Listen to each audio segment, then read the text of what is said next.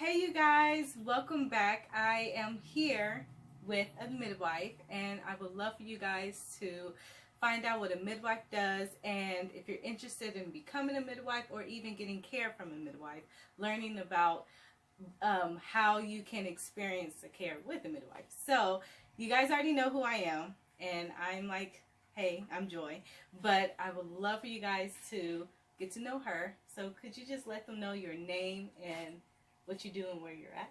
Okay, so I'm Tisa Kareen. I am a California licensed midwife, and I am the owner and founder of the Antelope Valley Birth Center, which is the only location in the Antelope Valley that you can get midwifery care. Plus, it's the only water birth center in the whole high desert. And I also currently offer services at Bart's Altadonna community clinic as well. Which is a big deal, which is awesome. Congratulations. Thank you. So what led you to become a midwife? Well, okay, so like in a very abbreviated version of my story. Yes, right. I have given birth to 6 children. Okay. And a good portion of them hospital births, 5 of them in the hospital.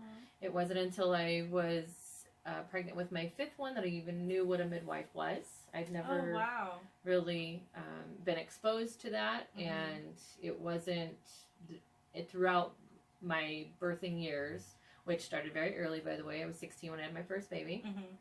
Was never really exposed to any other option than obstetrical care. And I moved into a very holistic community. And when I stopped working after being in the military for 10 years, I was a stay-at-home mom for a little while, and I started to, socialize in those circles. And that's where I met a lot of home birthing families. And it really intrigued me. And despite having so many children myself, I'd never really educated myself on childbirth. I know. No, me too. It's like, so true though, right? It took me like the 3rd baby for me to like, yeah. So I understand. Keep going. So it was the 5th one that I actually read my first book about childbirth. Yeah. Okay. I was given multiple copies of what to expect when expecting. And never really, maybe, browsed through it for specific information during a certain week or something like that, but never, right, well, who doesn't? Because it was given out, right, for free in most prenatal settings. So, let's see, so pregnant with my 5th baby, got introduced to my first midwife. She recommended a book to me that probably changed the whole course of my life, which was The Thinking Woman's Guide to Natural Childbirth by Hensie Goer. And it wasn't so much about birth as far as what we, it wasn't a childbirth book. It was more of an activism book. Like, this is what's wrong with the system. And it really spoke to me. Because I don't know, I like causes. I like causes, and this really spoke to me. So that was when I think the moment shifted for me. I knew what I wanted to do, and at the time I had just had my 5th baby. The midwife in the community that I was communicating with said, "Well, you should become a doula." To see, what you're because this is not for the faint at heart. Midwifery work is super hard, and I don't think there's any real way to communicate that with anybody. They have to do it before they really understand what this entails. So doula work is, and I do believe that that's a very good way to start out, because you get a feel for the on-call lifestyle, for what being on call for a birth is, and then just seeing women in that state of natural childbirth is something that's not for everybody either. So, and doula work from a foundation is a lot of advocacy work as well, where you're helping the parents advocate for themselves and giving them education. So, it was a great place to start, and I did. I started right there. I got DONA certified. and then started looking into midwifery school. And then by the time my sixth baby came along, I was enrolled in midwifery school. Okay. And when did you graduate? 2014. 2014. So how long have you been doing this? Since then. Since then. Yeah. How long has your birthing center been open? 3 years. 3 years? Yeah. Since 2016. One day I will be there. I have a long way. Well, and then one day you will, though, I right? know, right? One day you will. Right. But yeah, I did this because the aspect of women's rights and birth justice really spoke to me. Yes. And when I read the book by Hensi Go, it really, like a lot of the things that she spoke about in her book, about the cascade of interventions and the medical system in general really spoke to me. And it did make me really angry. Yeah. To the point where I wanted to do something about it. No. So I completely understand. So when I gave birth, my last child, my home birth, and then I saw my sister give birth like 6 months later, and hers was at the hospital. I saw the difference, and I obviously I knew the difference because I had my first three at the hospital. But after experiencing my home birth and then experiencing having a midwife and the knowledge that I had back then versus before, when I saw what my sister was going through, it was like I was like, oh no, that's wrong. You know, I was so angry. It was hard for me to be in there because I was getting pissed off. And it wasn't helping my sister because she was like, so I was like, okay, hold on, I can't be like this. I have to have a different energy for this mother right here, right? But I completely understand. So I'm going to be posting that, like a link. I'm going to find that book and link it to this. Okay, so, yeah. So what is the midwifery model of care? Well, so what we believe the midwifery model of care is a more holistic model of care that cares for women anywhere. You know, it's not just about birthing babies. Yeah. Midwives also, most midwives, that's the beauty, is that we get to choose what we want and don't want to do with our practices. But most midwives will offer an array of care, from taking care of women from the time that, you know, they're from the onset of menses, which is the beginning of your period, until menopause. Oh, okay. So we offer well woman care as well throughout the woman's life cycle, and along what traditionally what everybody thinks we do is you know, pregnancy, childbirth, and postpartum care. And that's it. But you're saying there's more to it. There is a lot more. There's contraceptive counseling, family planning. You know, if you're trying to conceive, so there's a lot of fertility awareness. Okay. If the midwife is choosing to go down those paths and educate herself in those areas and offer those services in her practice. So it's more than just seeing women for their pregnancy and having a baby. I know.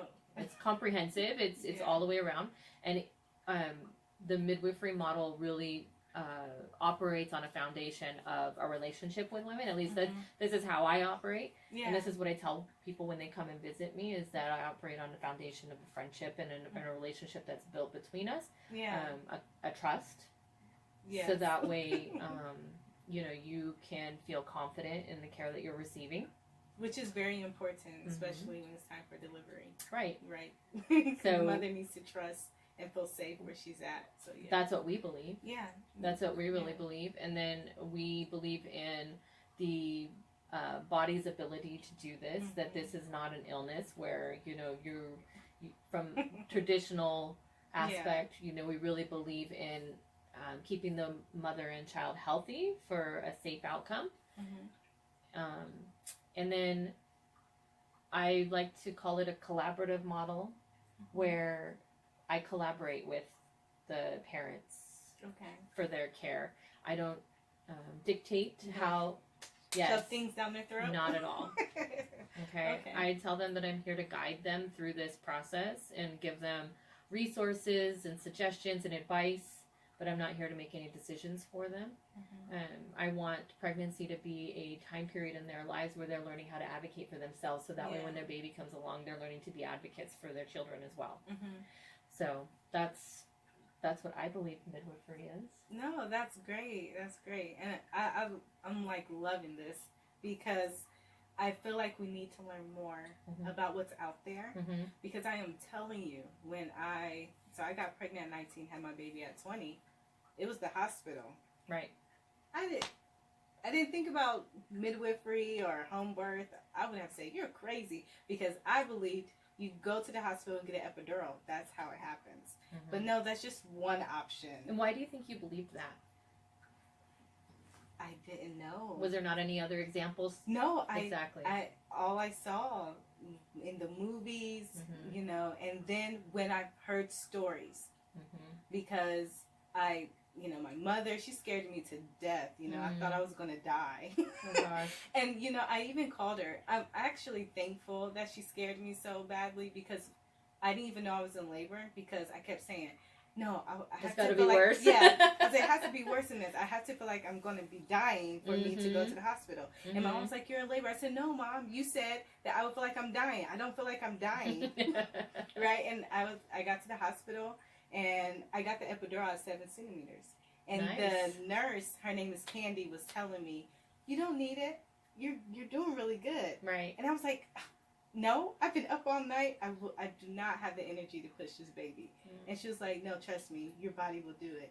But all I knew was like, no, I have to have it properly. I need an epidural. That's the proper way. Yeah. So it took me a couple of babies to figure out there's other ways to do this. And before we had this model, how did we get here? So how does that differ from OB care? I think that a lot of people are accustomed to what happens in a traditional model of care, which is that you just show up and you're looking to see how the baby is. The one thing that most people will complain about in OB care is that the lack of time that they get to spend with their provider, and they don't have a chance to ask questions. Where in the midwifery model of care, we really focus on the education. Yes. And spending time with people to make sure that they are equipped as much as possible. And then just looking at the picture, the whole picture, making sure that they have a good support team, making sure that they have support at home. We're looking at the whole picture, from supporting a healthy pregnancy to having a very encouraging birth experience. Supporting whatever the person wants during the birth experience. And then focusing afterwards, the postpartum support, making sure that the person is very well supported for recovery and the newborn care and the breastfeeding. So it's everything. It's everything. Because I'm going to be honest, I was used to just, the hospital and seeing different doctors. And so when I got a midwife, and she was like, do you have any questions? I didn't have a question. You didn't realize I didn't know you were going to give that opportunity, right? Yeah, I wasn't even prepared. Right. I was like, I can ask you questions? Because at the doctor, I had like probably one, and that was it. And I was like, whatever. If I have questions, I just Google it. Because, they always felt like, okay, all right, so you're doing I'll great. see you next week. Okay, right? And then she was like, okay, so how are you? I'm like, what do you mean? I'm good. And, she was like, you have a whole 30 minutes, an hour with me. And I'm like, oh. So then I was like, let me start asking some questions. Good. Because sometimes I just sat there like, because I didn't know. So that was a shift for me. Just being able to ask. And then me having to prepare myself to ask. Right. Like, go ahead and do it. It's okay. Right. So, no, that's wonderful. So, my next question is more about you. What are your goals and your challenges as a midwife? Well, so maybe 4 or 5 years ago, my goals were just to have a successful practice. To establish myself as a home birth midwife. I think I knew really early on that I was going to start a birth center, but I didn't realize, I'm going to give women a chance to have home birth. But it's so much, Okay. I have a different outlook and a different perspective now. Because not everybody can afford a midwife and to have a home birth. Do I believe that everybody should have a home birth? No, I don't. Okay. I don't think that everybody is situated for a home birth, and but I think that anybody who wants to have a home birth should have that opportunity. But so the birth center model really spoke to me very shortly after working in the Antelope Valley and expanding my practice here. I realized that not every I think it's the state of where we are today in our society with, and I hate to use the word Obamacare, but I'm going to use it. Okay. So because that is what it's labeled, the new insurance policies in our country have really limited people to what they can and can't do anymore. And before, you could choose to not pay for an insurance policy, and you could take your cash and pay for a provider. But now you're being forced to pay for an insurance plan that, quite frankly, if you know, at the bottom tier is not going to pay for anything, right?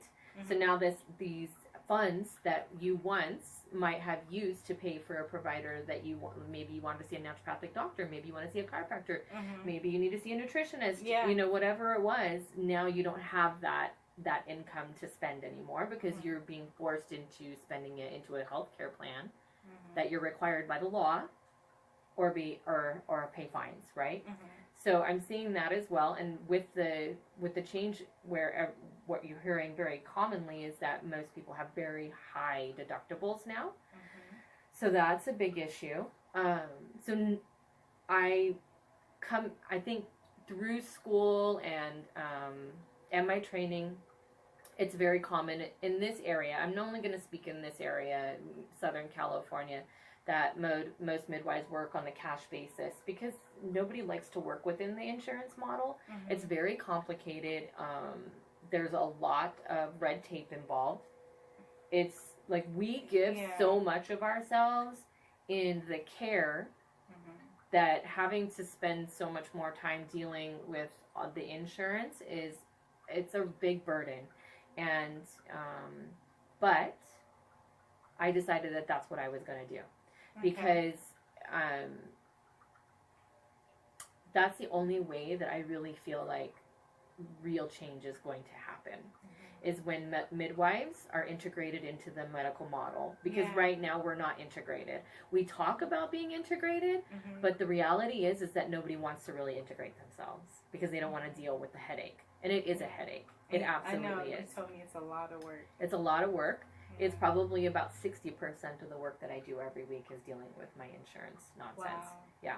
So, but and do they make it easy for you? No, not at all. And do you think it's because? No, it's not even me. It's straight across the board. The system is not made for. So, insurance does not. They're in the business of making money. They are not in the business of providing you with care. Your doctor is in the business of providing you with care. Your insurance company is in the business of making sure that they make as much money as they possibly can. So the two collide. Yeah. Okay, so there's a problem. Two different missions.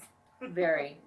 And one does not work for the other. So that's a whole nother day and a whole nother talk. I know. But basically, my goal as a midwife is to integrate into the system and maintain my integrity in the process. And that's a big mission. Because you could easily fall to like, oh, well, I have to do it this way because this is the way the insurance company, or this is what I have to do because of insurance. This is what the hospital makes me do. You know, you can really get lost in the policies and the politics of it all.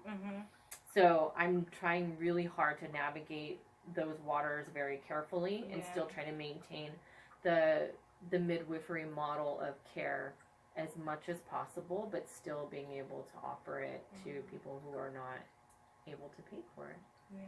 Because everybody deserves a midwife. No, you're absolutely right. And your income level should not dictate whether or not what you kind can of birth you should have. Absolutely. Yeah. And like, oh, you make this much, go to the hospital, have a C-section. Like, and that's true. That's exactly what we're talking about. Yeah, that's exactly what we're talking about. And in this valley alone, we have a very high C-section rate. Mm-hmm. Okay, and we have maybe 50 to 60% of the population on Medi-Cal here. So how is it? You know, I'm not in my mind. If I'm really going to make an impact with the rest of my life, I'm not going to be doing it providing care to families that can afford to pay a cash rate. And it's a very large, substantial amount of money. And quite frankly, in many times in my life, I would never be able to pay that bill myself. Yeah. I know. So, I know. If I can't even serve my own like if I can't look at my own personal circumstances and say, could I afford this? I don't know why I'm doing this. That's just my opinion. Yeah. So that's where my mission is right now. And it's crazy that because it's not just midwifery, like just having a midwife. It's also services like childbirth education, doula services, and you can look and there's so many different ranges of how much you can pay. Right. And I know a lot of people like, oh my goodness. Some people come in and say, you know, I want to help the families that need help the most. And so they will make their prices as low as possible. And I'm not saying just do it for free because, you know, you still, like, you're doing a service that should be recognized and should show appreciation by getting paid for it, right? But then I see some people who, like, their prices are really high. And, yeah, that may be another target. But when I think about it, people who have the money to spend like that, yeah, it's easy for them. They can just get whatever services that they need. It's the people that do not have that available to them that need the help the most. And that's true. So I'm so and that's where you make the most changes. Yeah. Because the women, or I shouldn't say the women, I should say the families that can't, like the families that can't afford it, they're going to be just fine. Yeah. Most likely. I mean, we're talking about changing the rate of maternal mortality and morbidity, changing birth outcomes, changing a lot of things. Well, we know that from the evidence that if we can support people better throughout throughout pregnancy and childbirth and the postpartum period, that children are going to be better off. Yeah. Right? That we're going to lower the mother. Like, right. So there's some significant impact that we can make in this period of time. And so if that can only be done because of people that can afford it, it's just not what I'm interested in. I'm interested in digging a little bit deeper, and I think integrating midwives into the model of care, into the medical system, and collaboration's a big one for me too, is being accepted into the medical community as a part of the process. Yeah. That's where my mission lies as well, is just collaborating with other providers and being in the picture and kind of bringing back this provider type, so that, you know, most women are faced with choices when they become pregnant. Not, okay, I'm going to go see a doctor now. No, they're like, oh, now I have to make a choice. Like, do I want to see a midwife, or do I want to see an OB? Do I want to see a nurse practitioner? Who do I want to see? You know? Yeah, so the power is back in their hands. That's the goal, is to put the power back in their hands. Because that's where it belongs. Some stories I've been hearing, I'm just like, well, they did what? And what happened? And they didn't explain that to you? And, So, this leads perfectly to my next question.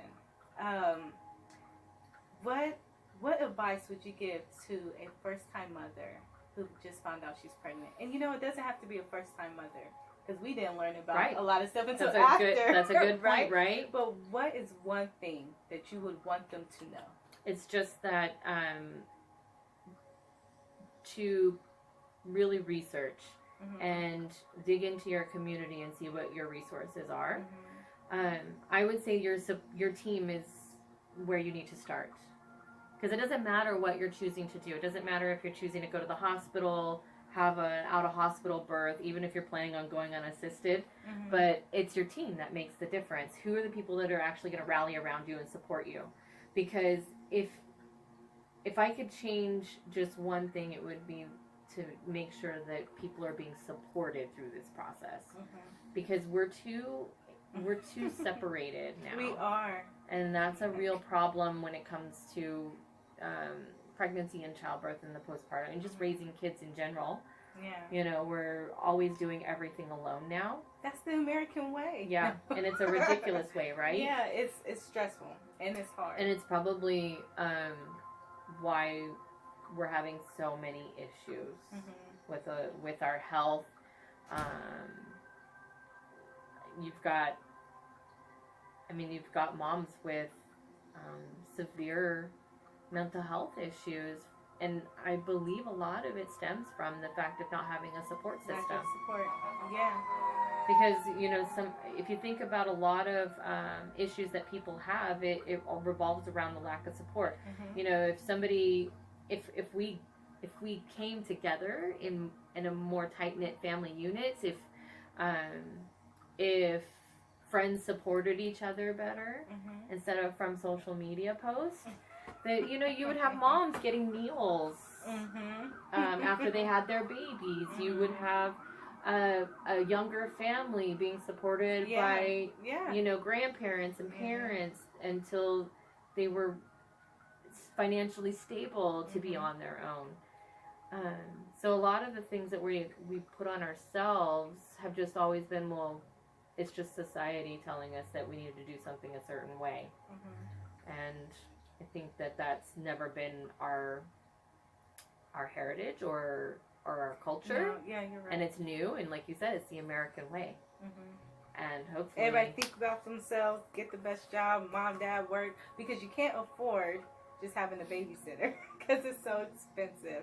I looked at a daycare and I was like, oh, so I need to get 2 jobs just to pay for the daycare. And that doesn't sound right. It just sounds too much. And I've been in that situation where, since, I do have family, but we're all spread.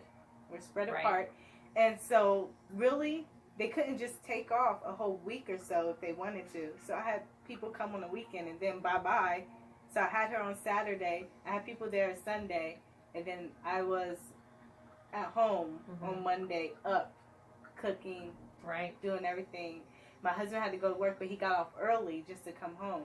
But at that time, we couldn't afford just for him to take off. And that's probably the typical story. Yeah, and grandparents, everybody had to go back to work. And that's just how it is. So you are absolutely right. Support, research, know what you want, and educating yourself.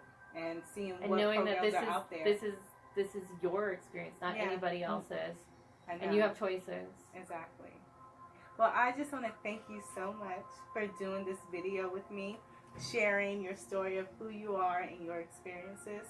And to you guys, I really hope that this has helped you. If you want to learn more, just comment below, and I will just show her. And then when she has time, because she's a busy lady, I will send the responses. Okay, you guys? You guys have a wonderful week, and I'll see you guys next time. Bye. Bye.